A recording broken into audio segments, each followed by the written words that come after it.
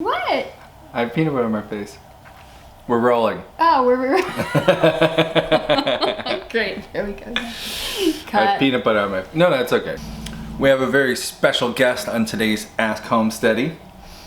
There were so many questions about cows and milking, and some goats and milking too. I figured we better just ask the cowgirl. Apparently, I'm of the two of us the cow authority.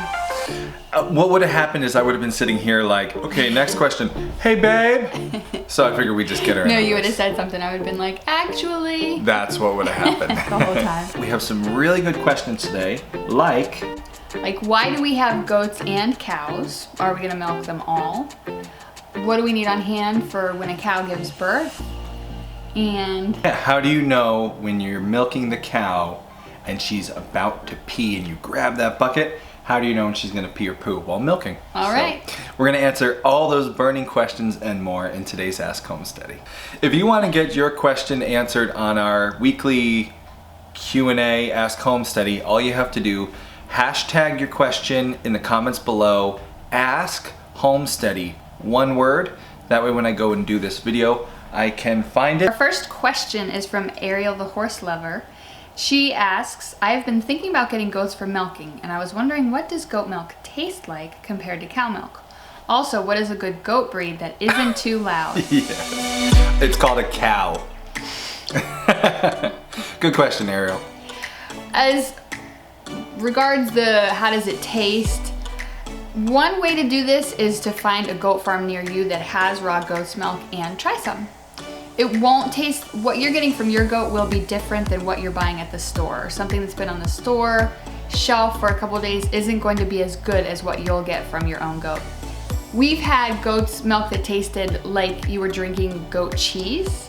We've had goat's milk that tasted just like cow's milk. We gave people it to try and they couldn't even tell the difference. I did a blind taste test with my parents, and like out of 3 people, 2 guessed wrong about the goats. They thought it was cow milk, so, but that's not a guarantee. Now, a good way to figure out what your goat's milk will taste like is if you can taste her mom's milk. Because every breed's going to taste different, every goat is going to taste different. And then the milk will change based on what they've been eating, what the management has been like, even how fast you're able to chill the milk. It's delicate, goat's milk. As far as breeds go, as far as like noise? Yeah, oh no, just for milk? Oh, for milk? Nubians are known to have a higher butter fat, so if you like a more rich tasting milk. What other ones are good breeds for? Honestly, just try it and see. Nigerians have a very creamy milk as well, so Nubian, Nigerian, if you want a nice creamy milk. But Nigerians don't give much, generally. Yeah, so. The farm we bought our Nubian, one of the farms we bought our Nubian from, they used Alpine for volume and Nubian for quality, and they mixed the milk. So that's a possibility too. As far as noise goes, this is like asking how to have a kid that's not noisy, a human child that's not noisy. Now, in defense of our goats, even though on every video you do hear them screaming, that's generally because we've just walked out to the barn and they're asking for a little attention. They quiet down. If we would go outside now, you wouldn't hear them because until they know somebody's out there, they kind of stay quiet to themselves. Nubians are generally a loud goat. We had a Nigerian who was awful. She cried and cried and cried all the time. We had another Nigerian who was quiet. We had an Alpine Nigerian cross who was super quiet. We had La Manchas are generally a quieter goat. Our La Manchas were always quiet. Yes, but they were very jumpy. But they were like over fences. Very nimble. Yeah. All my the Sanin was also very quiet. Passionate feelings about goats usually come from our La Manchas. Multiples. Yeah, but they are quiet. But they were quiet. The Sanin was quiet too.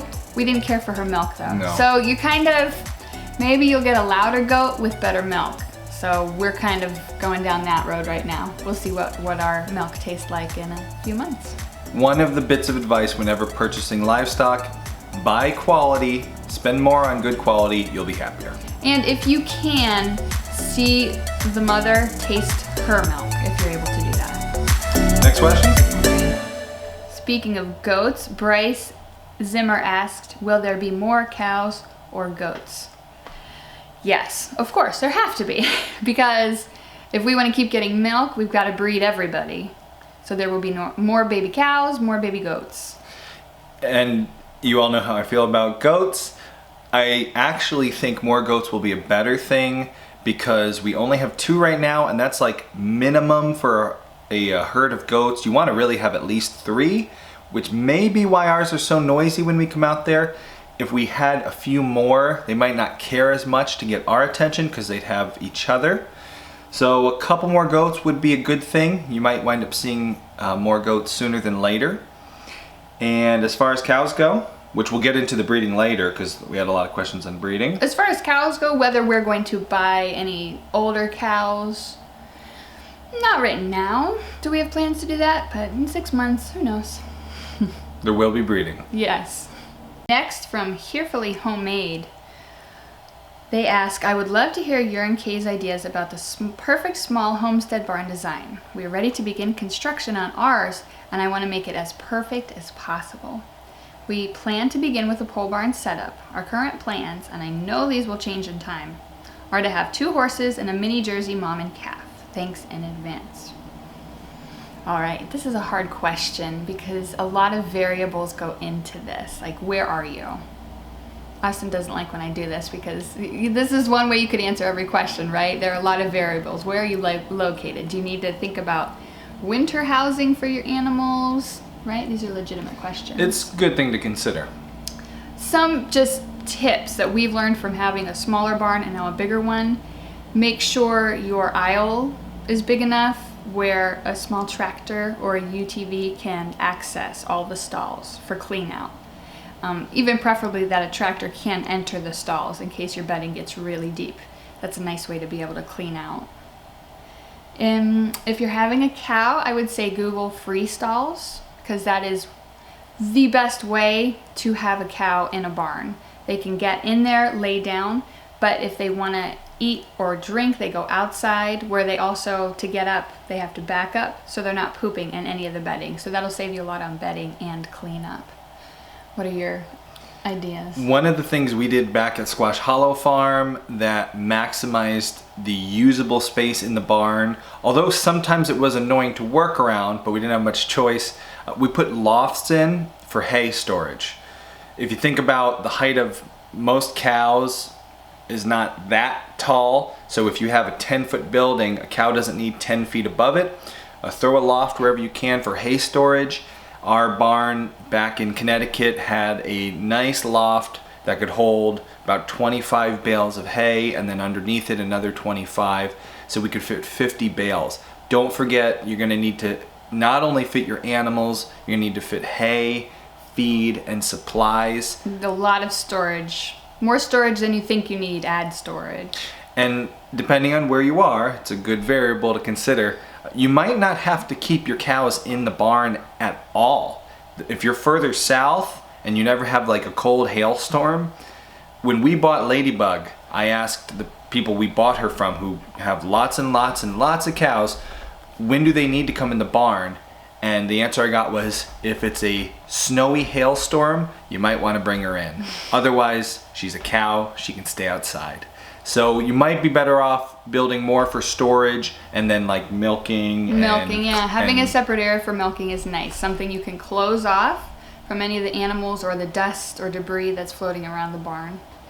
And as far as actual like designs go, layout's a tough one, not knowing if you have a square building or a longer building.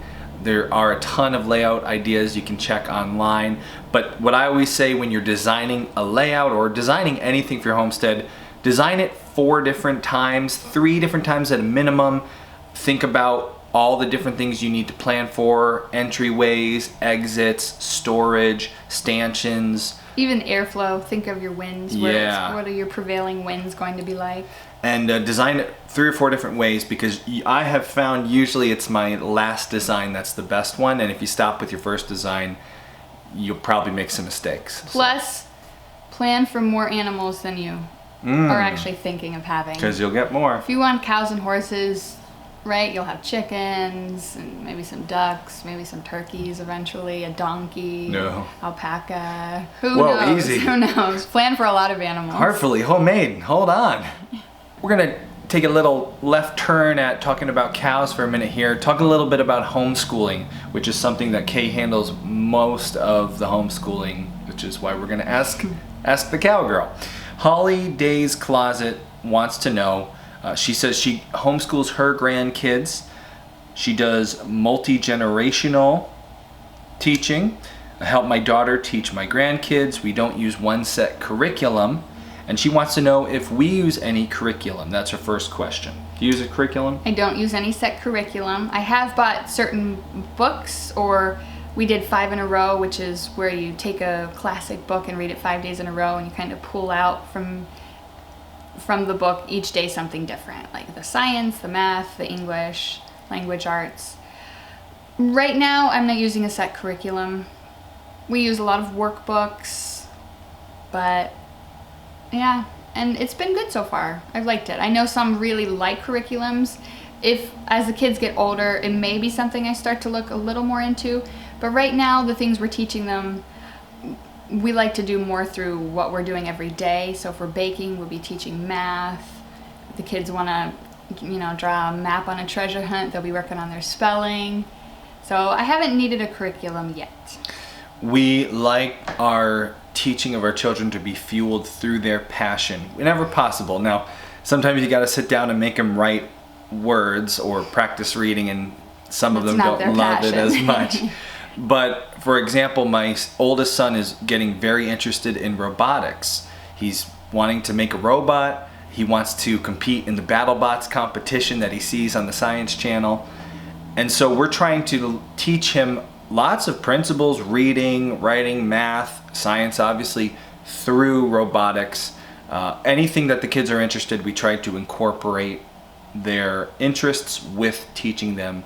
And so far, we've seen it's definitely, that osmosis thing works. Plus, now we have to learn about robotics, so. I have to learn. If you see a lot of robotic chicken doors and automatic pig feeders coming off this channel, it's thanks to my robot son. All right, and we had a second question. She notices the homestead takes up a lot of time. Right. What do we do for our hobbies? Do we do anything as a family? What things do we enjoy doing as a family as far as hobbies? We do not miss out on hobby time. A lot of the hobbies, I love the outdoors, so my kids, I do a lot with them, hunting and fishing. Together as a family, we've just started biking. Yeah, the littlest ones are old enough now we can stick them in the back in a bike trailer. So all 6 of us now can go on the bike trails. My youngest daughter was mad she couldn't ride in her own bike, but then I told her she's going to go in a princess chariot and pulled by daddy. And she really liked that idea. She said, I will tell you to go there, and then I will tell you to go there, and then I will tell you to go there. I don't know where she gets that from. Yeah, no idea. We definitely do hobbies. We don't let homeschool or our work take up all our free time. Because we are not tied to a conventional schedule so much, Austin can do a lot of work in the middle of the night. The kids aren't in school all day, so we can do a lot of the homestead work early or later in the evening. We have all during the day to kind of do what we want to do. And we really enjoy that. I say do what we want to do. Most of the time it ends up being like be outside, fence, and clean the chicken coop. But we will at least weekly do a bike ride together as a family, and you'll weekly go with them fishing. Yeah, every week we do some extracurricular activities. Yeah.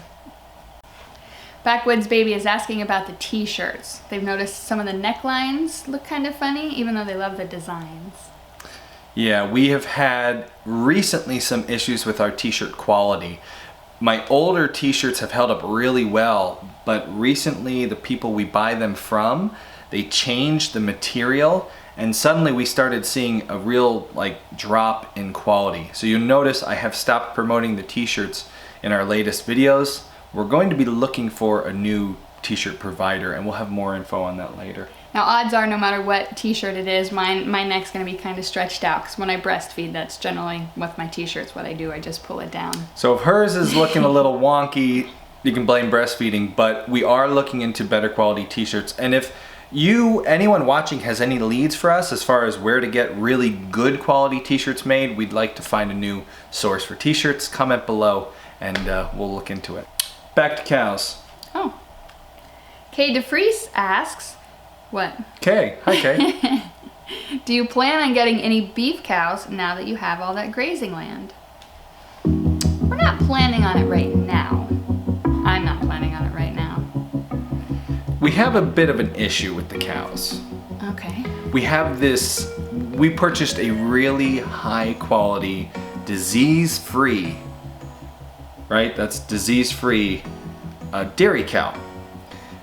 If we were to bring in other cows that were not disease-free, that could cause a problem for our disease-free herd. We have a closed herd right now, disease-free. So that's an issue. Also, we're just starting to figure out our rotational grazing on this property. It's going to be totally different than what we were doing before, and I feel like until we get that really under control, figure out what we're doing, we won't get many more large animals right now. The actual setup, what we're gonna have for fencing, how we're gonna move the animals through, it's much better to kind of bumble your way through when you only have 2 cows and a couple goats. Right, 2 cows that are very respectful of the electric fence.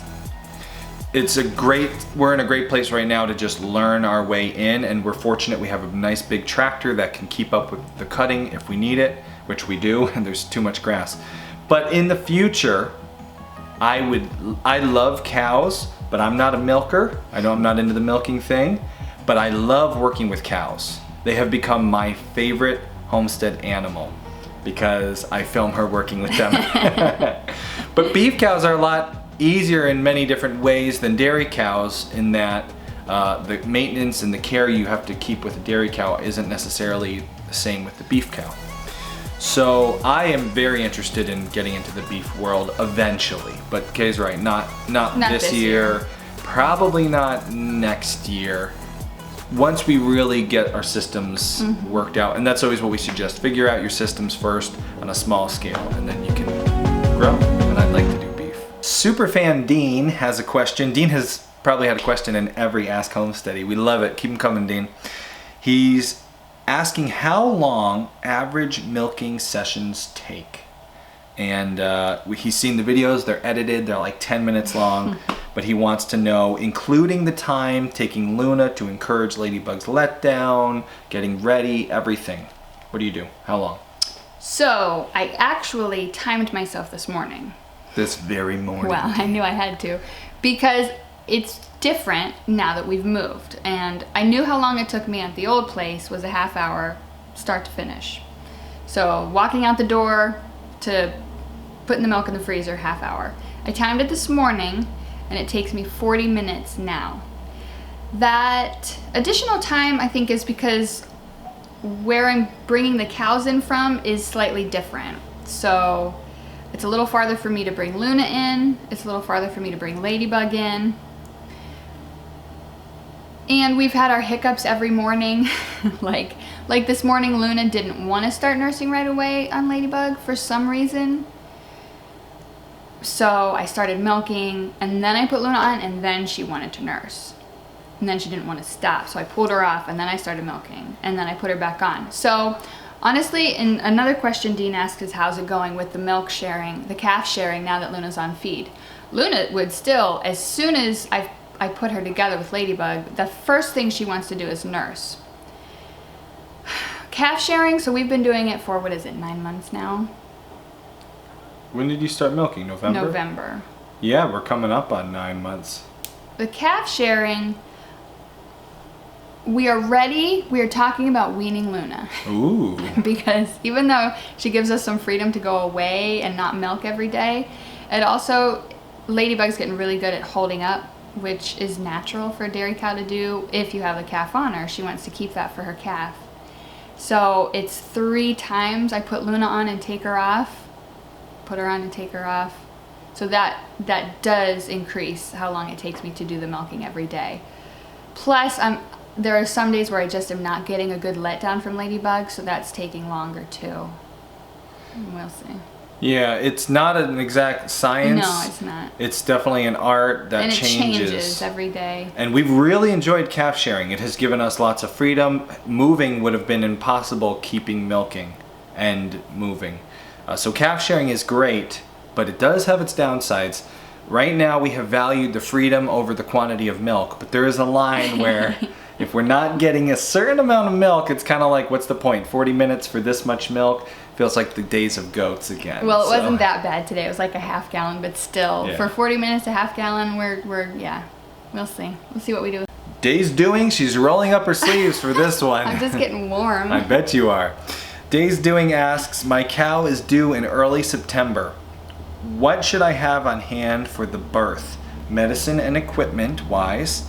What should I have in general for our animals? Probiotics, a bolus, what to give a bolus with, etc. These are rather large questions due to the many different components of the answers, but since you have experience in it, I figured I'd ask. Thanks, Jennifer.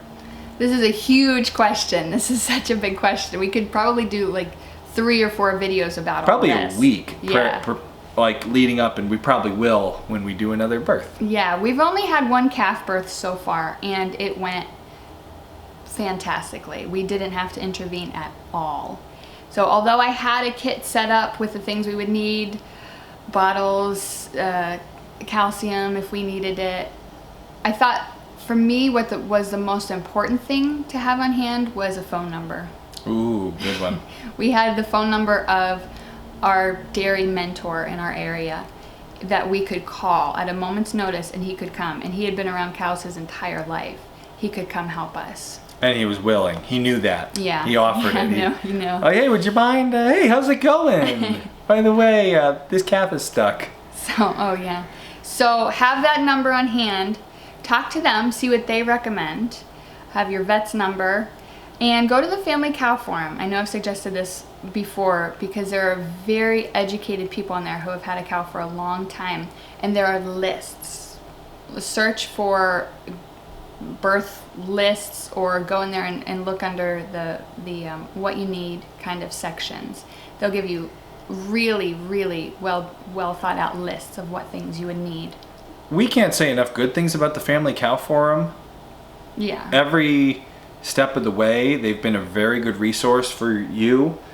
And a lot of forums are full of just forums, internet forums. But this one seems to be a really quality forum and very knowledgeable people. Yeah, if you way more knowledgeable than us about cows. Yeah, if you go in there willing to learn, humble and willing to learn, you'll find just a wealth of information. They're really good. So do check all that out. Tiffy Cha, where do you guys buy your movable fencing for the cow pasture? Please and thank you. Good question, Tiffy. We get all our movable fencing. Most of the movable fencing equipment we have bought is Gallagher movable fencing. You can get it through Amazon. And don't forget, if you shop on Amazon for anything, but especially cow stuff, type in amsteady.com in your URL and then hit enter, and it will forward you instantly to Amazon, but we get a little bonus for sending you there.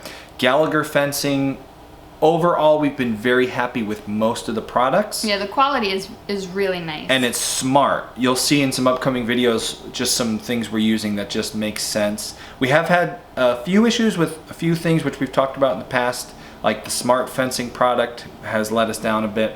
But overall, the rest of the stuff's been great. Mm-hmm. We used to buy it from Gallagher. Will have like a local dealer in your area, and in Connecticut we had a great local dealer. We in Pennsylvania do not, but we'll purchase it online like we did before.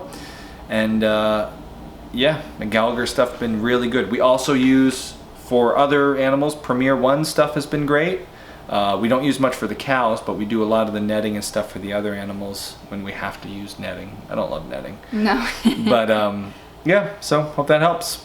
And we'll be talking more about fencing in upcoming weeks. Jackie Randolph asks, what do you all make with your raw milk? We just bought a Jersey and have 3 gallons a day, and I need some ideas. Ooh, 3 gallons Nice, a Jackie. day. Do you have a milker? It's a lot to milk. unless it's a half a gallon each milking. A gallon and a half each milking, that's doable. When we were getting that much milk, remember those days? Oh, they were Before good that days. greedy little calf was taking it out. Chubbo over there. I would make a lot of the soft cheeses. We were relatively new to cheese making, so the mozzarella, the farmer's cheese, that Mexican cheese, what do you call that? Oh yeah, queso fresco. Tacos con queso fresco. It's delicioso. He's actually Spanish, and his Spanish accent's terrible. Telemundo go! Terrible.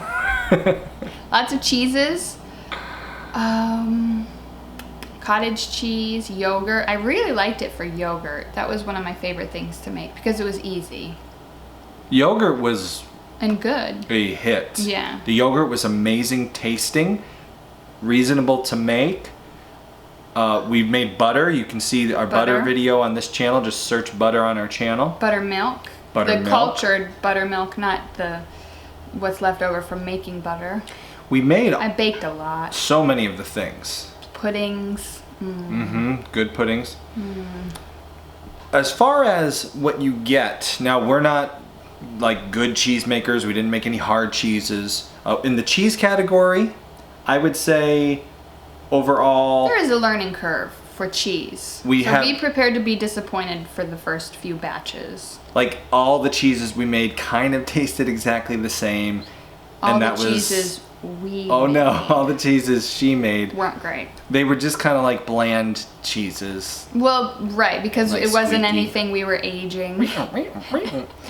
The cheeses were, I would have.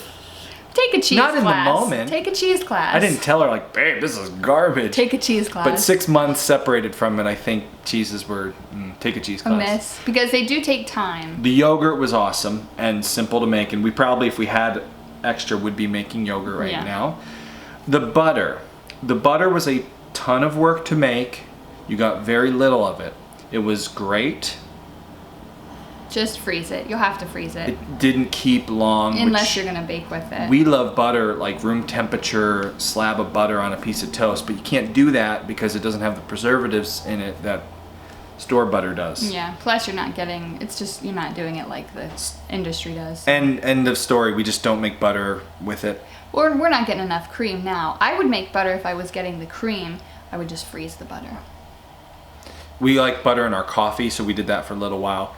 The butter's like if cheese is not worth it and like yogurt is totally worth it, butter's kind of in the middle. This is totally your opinion. They're asking our opinion. Well, I don't necessarily agree with you. This is my opinion. This is his opinion. Other stuff. Did we make any other stuff? What else did we make? We would try ice cream every once in a while. Ice cream making in general is hard, so I wouldn't judge. Everything has a learning curve, and it will take time. So that's always good to remember when you're going into a cow. Sure, you won't have to go to the store necessarily to buy cheeses and stuff if you get, some cheese making lessons and learn how to do it. But it does take time. And it's a whole nother skill. So the first year you get the cow, if you fail at making cheese, don't worry. Don't expect to make. I would tell you, don't bother making cheese. Sure, for fun one night, but like, don't try to get a cow, master having a cow, master milking a cow, and also master cheese making. Because look at the professions; they're two different things. Most of the time, you either make cheese or you milk cows. Most people don't do both. So, I loved making yogurt. I think that was my favorite thing. And it's an easy one to do in volume. Yeah. After that, when we really started getting backed up with milk, it's okay to let it set out on the counter. It'll start separating. You'll get a really hard part of it and feed that to the chickens. It's called clabbered milk. The chickens love that. Good protein for them. If you have pigs, even the dogs and the cats, it's raw milk. They'll like that. You should have, if you're getting 3 gallons a day and you're planning on keeping that up, it would be smart to get 2 little piglets and throughout your milking season, give them the extra. And at the end, you'll have turned extra milk into bacon, and that's magic. If you have nothing else to feed the milk to, pour it on your garden because it's good fertilizer too. The next question is about breeding Luna. This is from Hyder Enterprises. We get asked about Luna and breeding a lot. And selling a lot. Yeah, will you be breeding Luna or selling her? And if you breed her, how old will she be at breeding? We will be breeding her. That's our plan right now. Jerseys, they usually try to breed around 15 months old. Because she's a mini, this is something I'm going to talk to our breeder that we got Ladybug from and see what they recommend. Since they're breeding her Luna's sire, they'll be the ones who have knowledge breeding his daughters, at what age, at what size they've been breeding them. That's something I'm going to ask them about. She's 9 months old now, so we've got a few more months to think about it. They will not be at the same time, Ladybug and Luna. No. So Ladybug will be bred first, and someone asked, we'll get to that later on. Fiona wanted to know. Fiona kind of touches on the subject again about when we're weaning Luna, which, if you're at a conventional dairy, weaning Luna should have been weaned months ago. We don't mind leaving her on Ladybug for as long as we have.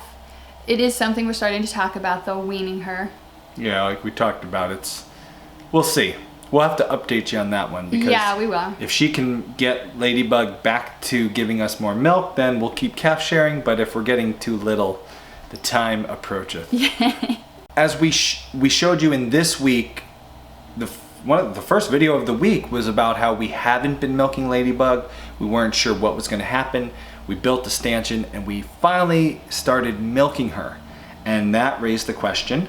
Stacy Gressbach asked us, what have we been drinking for milk for the past 2 months? Has it been from the store or raw from a local farm? It has been raw from a local farm. Yep, we like our raw milk. And then she also was interested in how long we can keep raw cow's milk in the fridge. Before that, she asked if there were any digestion issues alternating between pasteurized and raw. Oh. Not for us. No one in this family, our family, has any issues with dairy, either raw or pasteurized. Yeah, we didn't go into raw milk because of any issues with milk. We just wanted to try raw milk because we were getting involved in local food and we learned about raw milk and how delicious it was. And I'd say we like raw milk mostly just because of how delicious it is. I feel like there are health benefits as well. Oh yeah, but I think like why we chose it was the delicious factor. Yeah, that's why we started to. It wasn't, no, we don't have any issues digesting it or anything. Yeah. And then she does ask, how long can you keep raw cow's milk in the fridge? That depends on the handling of it. If it's kind of, maybe didn't get chilled fast enough, it will go bad. It will turn. It won't taste as yummy as it did at first, faster. But we've had it, if we're doing good with our handling, getting it chilled right away, oh, it'll last us a week in the fridge. Yes. Uh-oh. Baby That's time. baby, which means it's time for a commercial baby break.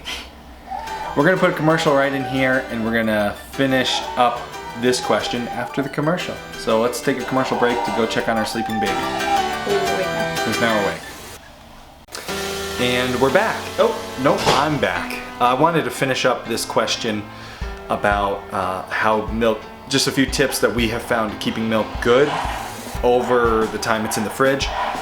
Right after we're done milking, we get 2 half-gallon mason jars.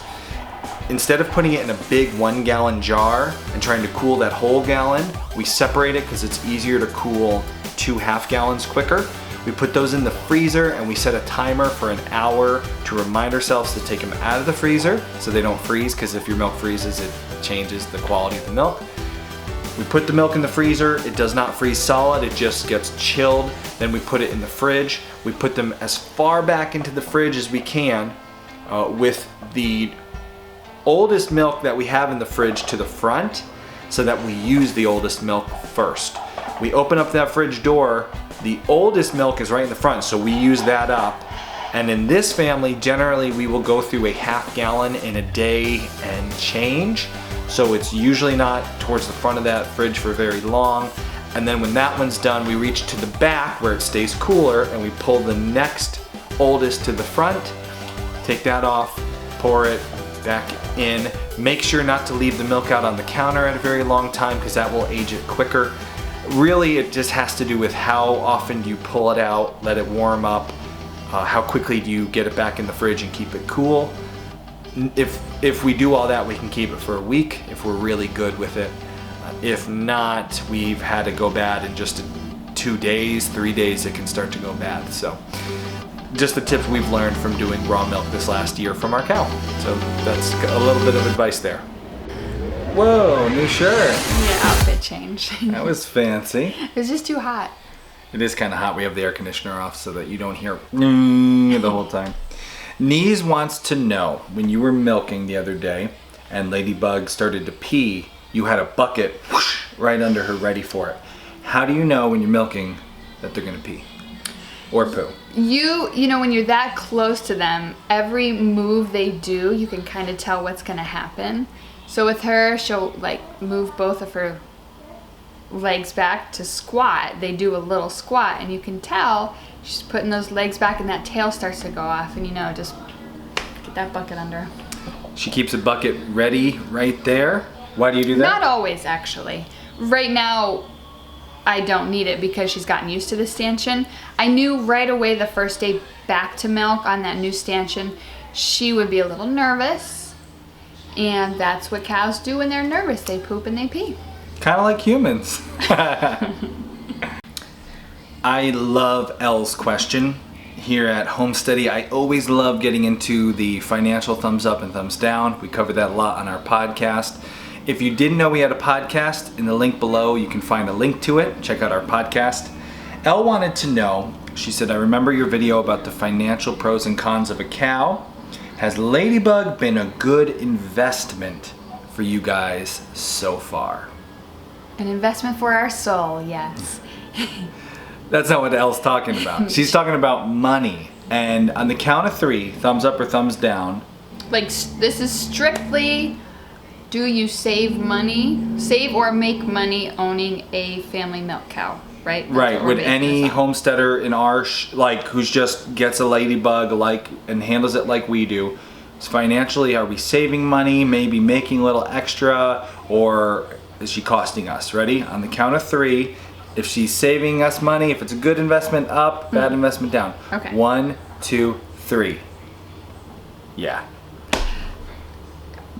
And for me, right, I had to say, well, what if we would sell the calf? But we did not sell the calf. So far was the question. So far, yeah. Right. That's a great point. So far, why is it a thumbs down? Because we could never have a dairy cow for as cheap as a large farm can. So we can always go buy milk, even raw milk from a local farm, cheaper than it would cost for us to own this dairy cow. Our lifestyle has changed since we've got Ladybug. We did not go through a gallon of milk every 2 days. We used to go through a gallon of milk every a week, 5, once a week. 6 days. Yeah. And we'd have to get milk once. So now we are much heavier milk consumers. We love drinking milk, and we go through a gallon every We're like that 2 goldfish days. that grows to the size of its bowl, right? We've grown into how much milk we've been getting from Ladybug. So if we were spending that money, right, if we were to go in, if we were to pay $8 for a gallon of milk every 2 days, it would be. Yes. So we'll call it in a week, we'll call it $24 6 for days, milk. right? So 3 gallons of milk, 24 gallons of milk. So $24 worth of milk a week. Now in hay bales in the winter, it's like $5, $4 a day in hay for 7 days. So that's pretty much it's like a wash right there. So no, it's not saved us any money. It's not been financially, accountant Mike would go, eh. But if we can sell the calf, if we were selling Luna, which right now we're not planning on it now, if we were, and we could get the value that we spent on Ladybug, well then we'd kind of be paying off Ladybug. It would be, we'd break even if we could sell the calf. It would barely break even, yes. If we breed Luna and Ladybug and grow this operation and then sell more calves, at some point we would become profitable. But I feel like barely profitable when you consider your time as well. And there is a reason why we see dairy farms going out of business. There's a reason why the dairy farm down the road, large scale dairy operation, is barely making it. Because what people want to pay for milk and what the cost of milk actually is, it just doesn't match. No, a lot of people think it's crazy to spend $8 a gallon, and that's what it's like costing us to do our own family cow. So there's the plain and simple answer. We never ever tell you, we would never tell you, hey, you should save some money. Go get a dairy cow. No. That would be horrible advice. If you want to save money, buy your milk. Us personally, now we're going to get into just Kendra, Austin, Homesteady. Ladybug has been a great financial investment because we have a YouTube channel about homesteading, and the videos about milking and Ladybug and cows are some of our best performing videos. It's why a lot of you watch this channel. So we have made Ladybug a good investment by incorporating her into our lifestyle business. So in that area, think about it, right now if we didn't have Ladybug, our channel would be like the chicken and cleaning channel. And goats. And loud goats. And loud, we got the goats, that's true. But without Ladybug, I was writing our Farm Friday email for today. If you're not on our email list, get on the email list. Every Friday I send out an email to everyone on the email list. And I talked about how we have become a family milk cow first homestead. That's our primary thing, is the family milk cow. Everything else just supports that. So, now, have I earned milker? Is that like something? have you earned a milker? Yes. Ooh, you want to get a milker. That was our question, right? If we would be doing this for longer than a year period of time, would we be able to buy a milker then? I think when we have 2 cows to milk, it'll be time to. And he said we. When we're milking 2 cows. When there are 2 cows that need milked on this farm, we will get a milker. Next question. Rick wants to know if we've noticed a difference in the milk since we've moved, the taste. Being that she's on different hay and grass. Honestly, I haven't noticed any difference. Nope. He keeps it in the camera. The baby's up now. Baby Quake. Baby Quake. Other than our less cream line, but that's got nothing to do with the quality of pasture. It's better here. I haven't tasted a difference either. Which for me is a good thing. I'm seeing that the grass is good here and there, and we're getting a nice product from it. Cinecub Gaming. Cinecub Gaming wants to know when we're breeding Luna and Ladybug. Luna we talked about. Ladybug hopefully this month. Ooh, yeah. Stay tuned, Cinecub and everybody else. Dolly has a great question. Dolly gets in a lot of questions on her channel. Thanks for all the questions, Dolly. Dolly wants to know, can you take us through the process of choosing the bull to breed Ladybug? And she knows we're doing AI, so we're picking the bull's semen. What is the process there? This one we were not exactly on the same page for. No, and this is another one we could make an entire video about because the way I make decisions takes a really long time. There's a lot of research and thought that goes into how I finally chose the bull that we're going to breed to. Did you finally choose the bull? I did. I've got it What's ordered. his name? I don't remember off the top of my head. So for me... Oh, I gotta find his name now. Can we find it? No. Okay, alright, go on. We'll tell you in a future video. So for me, I really am interested in getting some nice genetics with Ladybug. I'm not so interested in pursuing the mini cow, the mini cow train here. He's stealing the show from you. And Austin felt a little differently about that. Yeah, one of our major business exports from this homestead will in the future, I know, be livestock. We have been over the years refining our herds, our animals. We've been selecting for homesteading first, good quality livestock. And as we start to grow our herds, our flocks, we will have too many for us to handle. We will want to sell. We want to keep Luna and Ladybug, but that next calf, maybe at that point we'll have too many cows and too much milk for our needs and for the work we want to do. So I want to keep the value in the niche product that Ladybug and Luna are. They are a smaller homestead breed size. They've been bred for that purpose, for a family milk cow. And right now, the going rate for a disease-free family milk cow like Luna and Ladybug size is anywhere from $3,000 to $6,000 if they're like a bred Right. for a heifer. Yeah, bred heifer. So, and that fluctuates in the market, but that's where I see the value. So I wanted to keep that smaller size Jersey and definitely a purebred. I like Ladybug's size. She's mid-size, so, or heritage Jersey they'll call that. They're not a large animal.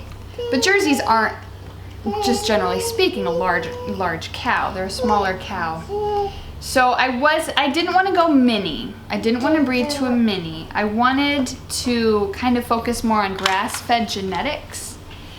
The Jerseys that we see in the larger dairies nowadays aren't coming from grass-fed genetics. So they're being fed grain for supplementation, and most of them need that to produce the amount of milk that they've been bred to produce, or you're going to end up with a very undernourished, thin, unhealthy cow. Ladybug is a nice size. She's a stockier Jersey. So she's got some of those old world style genetics she's from a very well-known Jersey line of, I believe it's a New Zealand bull. So these New Zealand Jerseys are being bred for grass-fed genetics. So just on the grass, producing milk, hardy. That's the direction I want to go. And because she's my cow, ultimately I get to decide. I wasn't against that decision. No, you were like that. Toying around with hybridizing and doing a meat breed crossing. There's so many decisions to be made. You've kind of caught up to the let's do a purebred Jersey decision. If that was what you wanted, you said yes. Purebred Jersey. Then instead of going mini Jersey, instead of breeding to a mini Jersey, I'm breeding to New Zealand Jersey genetics. And that convinced me. I was thinking mini Jersey at first, but then she talked more about the mini Jersey thing, and you don't want a really mini Jersey. You don't want a really small cow. You want the milk. mid-size. Yeah. The Homestead Ladybug is a perfect family milk cow, and you want a cow like Ladybug, and I want another cow like Ladybug. Yeah, even we'll see with Luna, but she might be a little too mini. She might be too small for us, for our size. We have a family of 6. If you had a family, if it was you and it's 2 people, a partner and maybe 1 or 2 kids, Luna might be perfect. And if you order now, we can send in an additional calf. Or no, we're not selling Luna right now. No, it is funny because we go through so much thought process picking out a bull, and I'm gonna end up with a little bull calf, and then we'll have a whole other decision to be made after that. But for me, I feel like the cows I want to be breeding are good genetically to be grass-fed and healthy, hardy stock. Because I think that's a perfect homestead cow. Hope that answers your question, Dolly. I thought it was a pretty good answer. We could talk so much more about this. That should be a video. We'll do it once we get that semen straw coming soon. We'll talk about more about that. Backwoods baby. How do you know when she's milked out, like when she is done? When you are done, or is there something else like a saggy bag? Yeah, kinda. When she comes in, it's firm. This is gonna be gestures I can't do, so I'm gonna keep my hands down. Firm, tight, and after she's been milked out, it is, kind of floppy, you could say. I just think of all that, the character Bag'em Sag'em Berry. I don't know what that is. That's because you didn't have cable growing up. It's true. My fellow All That fans, Bag'em Sag'em Berry, comment below. Oh, here it goes. So what was Did you that answer from? the question? Yes. Saggy bag, anything else? Yes, and you won't be getting out as much milk. It's really slow. There it goes. What does it cost? Cindy wants to know, how much does the cost? I have no idea yet. Oh no, I still have an answer to that? No, I didn't. I have the semen being shipped to the guy I found in our area who will do the AI. How much did the semen cost? I don't know yet either. I'm waiting for an invoice. Oh, didn't you buy it already? I have the order in, but it costs like $100 to $150 to ship the semen. I haven't told him these numbers yet. What other numbers haven't you told me? How much does semen cost? Do you know? I have a... What? How much does it cost? Tell me. That's an expensive shipping. I think it's like $25 a straw. And how many straws did you get? There's a minimum of 5 straws. Okay. But how many did you get? 5. I got 5. So we're talking $200 for and change for the semen. For the semen. Yeah. And then we have to have the AI tech come. So it varies. We'll tell you when I find out, which will be live here on Homesteady. I think it was gonna cost. I don't know. I had no idea. How much is the going rate for semen? Oh, I'm in the wrong business. I just got Cody wants to know.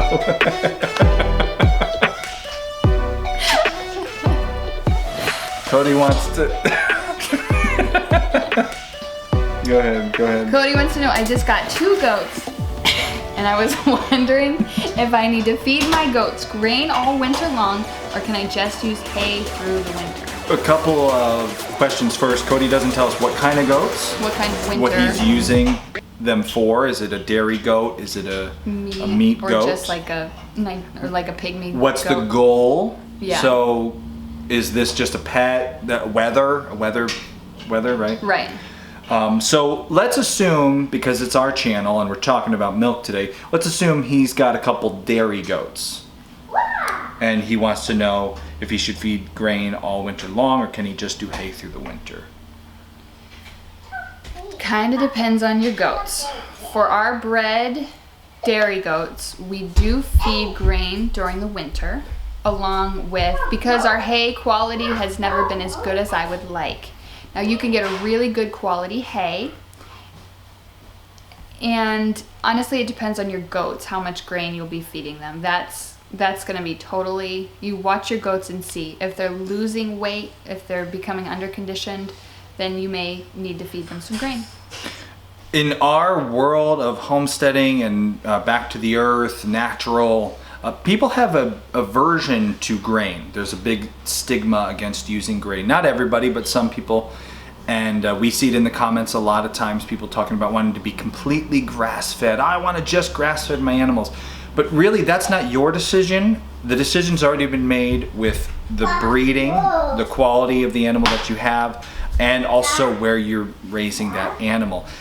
New Zealand genetics are primarily grass-fed because you can grow grass in New Zealand like 11 months out of the year. New Zealand is a great place to raise grass-fed animals, and those animals for decades have been grass-fed animals because that's what they have in New Zealand. But in the Northeast, if you're buying in the Northeast a herd of goats that has been in the Northeast for decades, chances are you're not going to have goats that can handle all that grass feeding. And although they are ruminants and they are designed to eat grass, if for decades they have been kept on some grain, then guess what?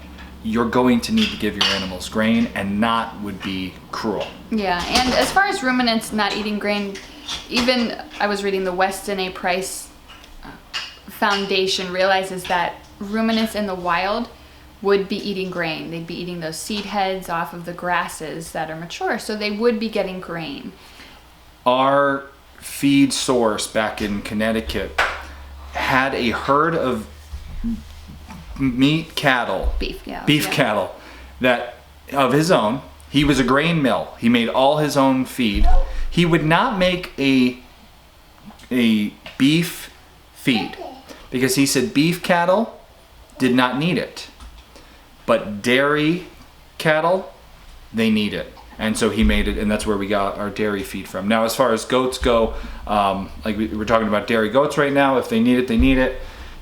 Meat. It is a very complicated thing to have a dairy animal and just have them be solely grass fed. And now through the winter, we're talking about hay. Is a very complicated thing. And if you're just new to this, like we are to cows this year, we're new to cows, you're new to goats. don't dig your heels in about not feeding any grain. Be open to feeding grain. And talk to someone in your area who has goats. Talk to the person you got the goats from. Find out what they've been feeding over winter for the goats and just keep that up. Absolutely. And we'll probably get a lot more questions because we opened up that can of worms. So if you have questions about the grain thing, we are happy to answer in a future Ask the Cowgirl.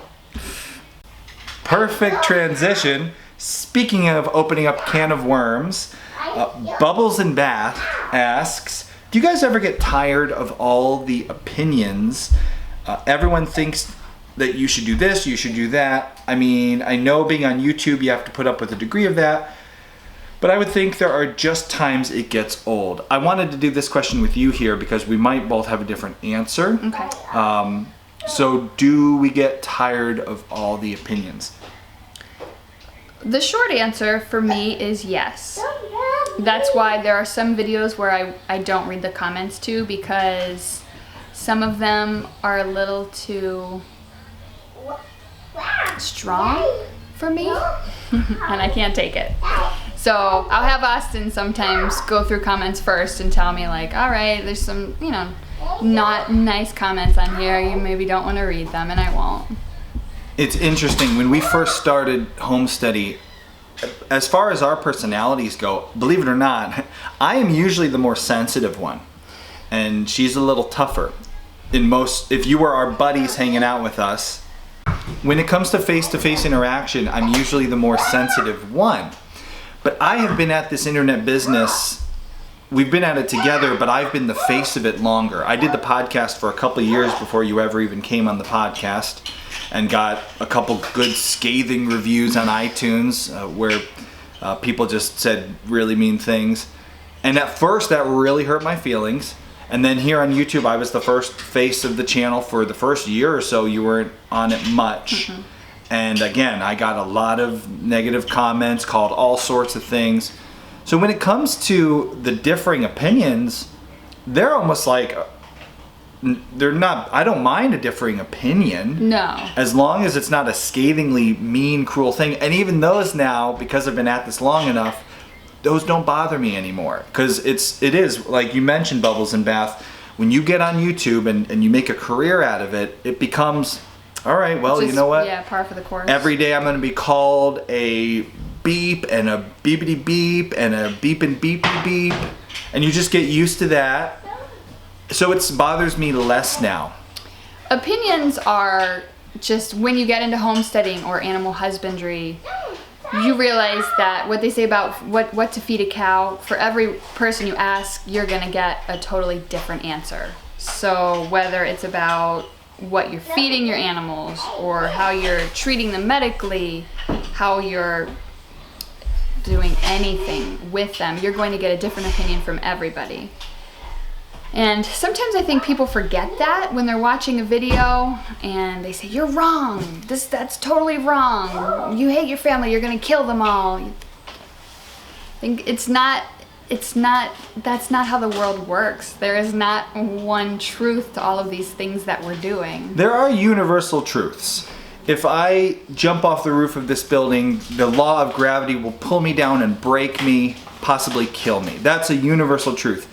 But whether or not you should be giving your goats grain, while we have an opinion on that based off of 7 years of homesteading, you can ignore our opinion and nobody is gonna die, except for maybe your goat if you don't feed it right. But like, even that's probably not gonna happen. Yeah, but maybe because every animal is different. Every place you are farming or homesteading is going to be different. So we don't mind when you leave comments below that are totally like dissenting opinions to our own, and guarantee this video will have them. People will say things that we've said are dead wrong, and it should, actually this is correct. That doesn't bother me at all, the differing opinions.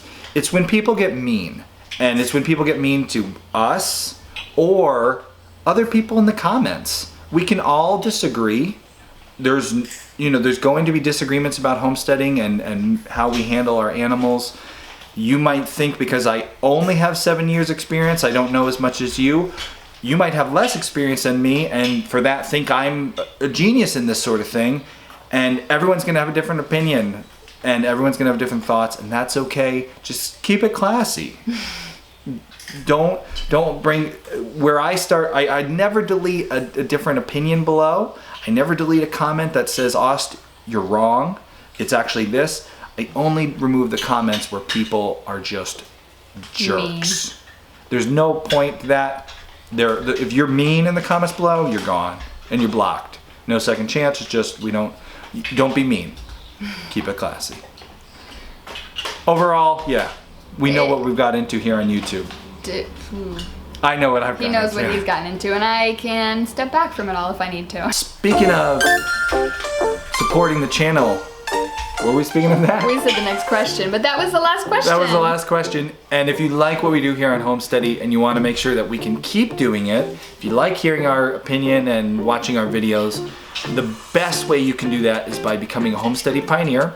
You can click the links above, below, wherever you find the links to that. The Homesteady Pioneer program gives you bonus content. You have podcasts for pioneers only, video courses, bonus extended version videos, discounts to homesteading stuff, and a pioneers only forum where you can ask me and other pioneers questions in the forum every day. It really makes a huge difference in helping us to do this full time, so consider that. And other than that, just keep it classy in the comments below, and thanks for watching. If you like this Ask the Cowgirl version of Ask Homesteady, let us know too in the comments below, and maybe we'll make this like a once every so often edition, because there are a lot of cow questions.